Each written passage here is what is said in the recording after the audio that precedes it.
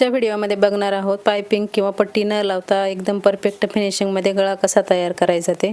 तर इथे बघा सगळ्यात अगोदर आपला जो गळ्याचा प्रिन्सेस कटचा पुढचा भाग आहे तिथे बघा अशा समोरासमोर ठेवलेले आहेत आणि ठेवताना मी आपल्या ब्लाऊज पीसचा सरळ भाग ठेवलेला आहे आणि त्याच्यावर अस्तर ठेवलेला आहे आणि आपल्याला गळ्याला शिलाई मारून आपल्याला गळ्याला पलटी करून घ्यायची आहे, म्हणजे गळ्याला आपल्याला एक्स्ट्राची पट्टी लावायची गरज पडणार नाही. अगदी फिनिशिंगमध्ये आणि एकदम परफेक्ट असा आपला गळा इथं बनवून तयार होतो.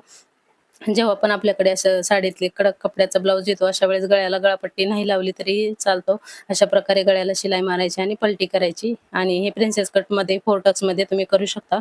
कटोरीला आपल्याला असं गळ्याला पलटी करता येत नाही, पण तुम्ही बाकीच्या ब्लाऊजमध्ये नक्कीच करू शकता. याच्यामुळे आपला वेळही वाचतो, ब्लाऊज पटकन शिवून होतो आणि महत्त्वाचं म्हणजे फिनिशिंग पण खूप छान येते. कधी-कधी बऱ्याच जणींना जे नवीन शिकणारे असतात त्यांना गळ्याला पट्टी लावता येत नाही किंवा परफेक्ट अशी पायपिंग करता येत नाही. अशा वेळेस हा ऑप्शन खूप चांगला आहे. तर तुम्ही पण या पद्धतीने गळ्याला पलटी करून गळ्याला खूप सुंदर अशी फिनिशिंग देऊ शकता. तर इथे बघा गळ्याला पलटी मारली आणि गळा फिनिशिंगमध्ये तयार करून घेतला. त्याच्यानंतर आता आपल्याला अस्तरला चारही बाजूला शिलाई मारून घ्यायची आणि जो एक्स्ट्राचा आपला ब्लाऊज पीसचा कापड आहे ते कट करून टाकायचा आहे.